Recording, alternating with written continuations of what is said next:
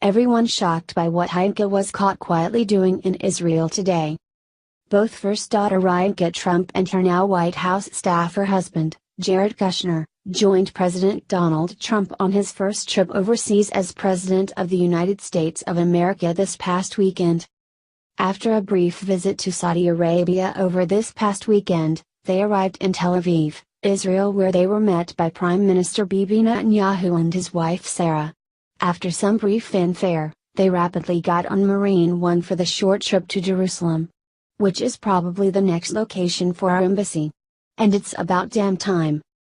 First order of business for the First Lady Melania Trump and President Trump was to visit what is considered the holiest site in the Christian religion, the Church of the Holy Sepulchre. After that, they quickly went sped off in the presidential motorcade to meet Ivanka and Jared at the Western Wall. When they arrived there, both sexes were separated and each visited the area of the wall which the Jewish religion allows. Seems archaic, but it has been a tradition for over 5,000 years. But what was the most striking part of this whole episode was how Ivanka Trump was able to look so stunning in a traditional Jewish Orthodox modest outfit. She wore a long-sleeved top that covered her arms and shoulders, and a long flowing skirt that covered her knees as Orthodox Jewish Loric wires. She completed her outfit with black high-heeled shoes. You just can't get classier than this. But I'm sure the lamestream liberal media and the scumbag liberals will find a reason to criticize her because we all know that's all they can do. Meanwhile, they never said a word about the way any of the Obama family dressed. Especially First Lady Michelle Obama, who used to get her dresses made at potato sack factories, while the liberal left applauded and marveled at her lack of style and class. I guess they felt like she was one of them. Gvler reports. Ivanka Trump is a lot of things. She's a mom, business mogul, and fashion designer. And, of course, Donald Trump's daughter. Oftentimes, she is described by the media as poised and savvy, and said to have it all. However, the 34-year-old Jewish mom balked at the idea that someone can truly have it all. In a recent interview with Trump, appears to straddle both worlds of mother and business mogul seamlessly, as if it's no effort at all. Currently, she is the Executive Vice President of Development and Acquisitions at the Trump Organization, and owner of Ivanka Trump Fine Jewelry and the Ivanka Trump Collection. Yet, her family life is visible in her Midtown Manhattan office in photos of her 2009 wedding to Jewish real estate developer Jared Kushner, and their two children, 4-year-old Arabella and 2-year-old Joseph. In the interview, she's honest about how being a working mom means she can't be present at all of her children's functions, adding that it's impossible for anyone to have it all. I abhor this question of having it all. People talk about balance. Balance is an awful measure of things, because it implies a scale that inevitably tips. I like to look through the filter of, is the life I'm leading consistent with my priorities? For me, my family is the ultimate litmus test. Do I feel I'm giving my children what they need? But I don't do everything. I wouldn't be able to do what I do professionally if I did. I don't go to the afternoon classes. I don't take my son to the sports playgroup in the middle of the day. For some people that's a compromise they aren't willing to make, and I respect that. Everything you choose to do outside of being with them has an opportunity cost that's much more real than the choice of hanging out with your girlfriends after work. In September, Trump announced she was pregnant with her third child.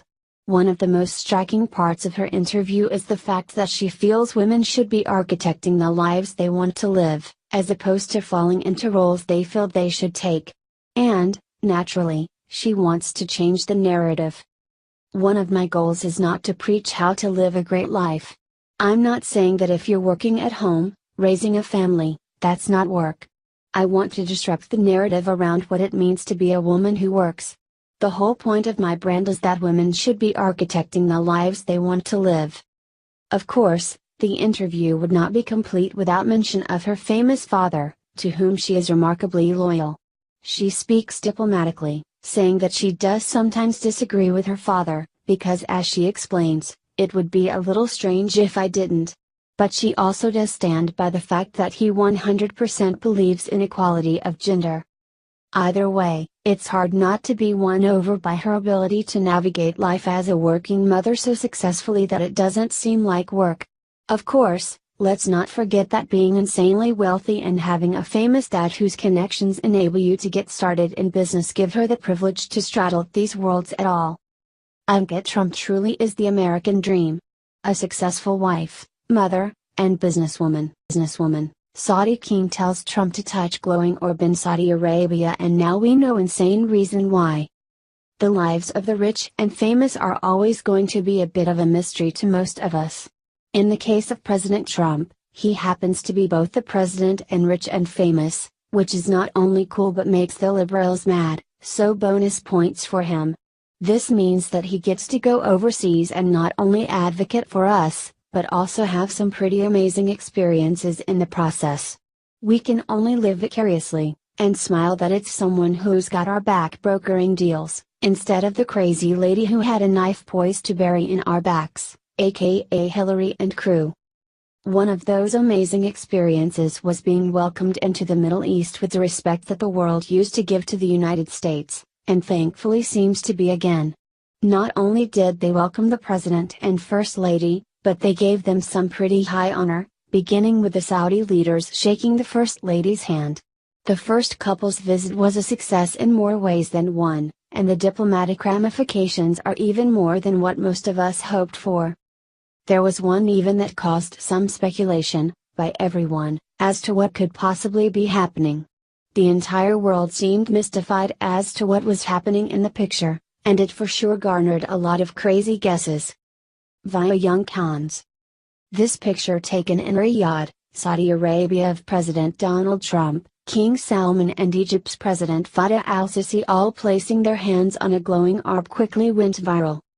What the heck was that orb and what were they doing? Were they conjuring up a little witchcraft? Summoning the spirits? Playing with a disco ball? Powerball drawing? Nobody was really sure. It was a perfect caption, this contest.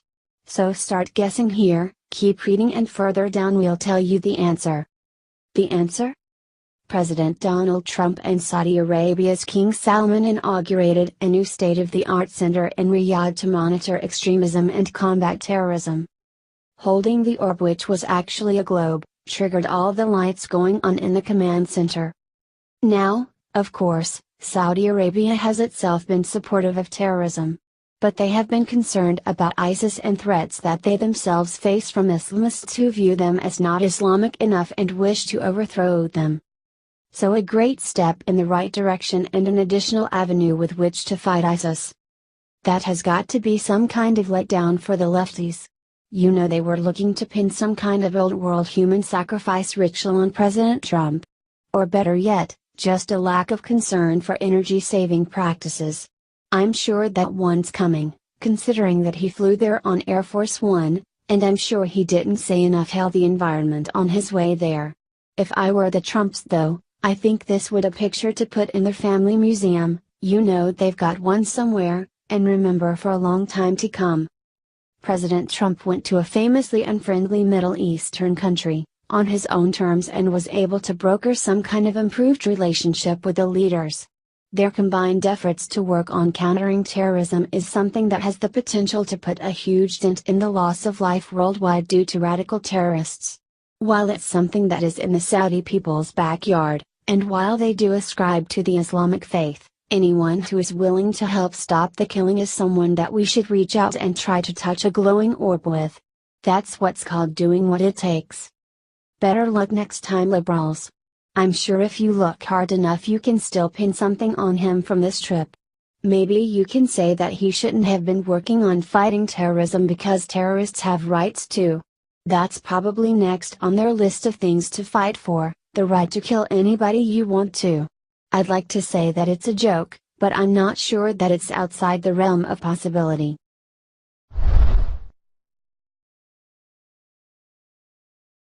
Epic, Clint Eastwood has had enough of liberal BS, nobody saw this coming. Hollywood screen legend Clint Eastwood sounded off on what he described as the scourge of political correctness in an impassioned speech this weekend at the Cannes Film Festival. While addressing a packed audience Sunday, The Oscar winner said his seminal crime drama Dirty Harry could not have been made in today's politically correct climate. A lot of people thought it was politically incorrect, Eastwood said of the 1971 film he starred in. That was at the beginning of the era that we're in now, where everybody thinks everyone's politically correct. We're killing ourselves by doing that, the 86-year-old star warned, declaring that we've lost our sense of humor. Of course, this wasn't the first time that Eastwood has warned of the dangers of political correctness. In an interview last August with Esquire, Eastwood said then-candidate Donald Trump's political success was due in part to his disregard for political correctness. He's onto something, because secretly everybody's getting tired of political correctness. Kissing up, the actor said, that's the kiss-ass generation we're in right now. We're really in a pussy generation. Everybody's walking on eggshells. He's said a lot of dumb things. So have all of them. Both sides, he added. But everybody, the press and everybody's going, oh, well, that's racist, and they're making a big to-do out of it. Just effing get over it. It's a sad time in history. While the filmmaker told festival-goers that he would return to acting someday, he did impart some filming wisdom on a crowd that featured A-listers and entertainment industry executives. If you have good luck with your instincts, you might as well trust them, he said. It's an emotional art form. It's not an intellectual art form at all.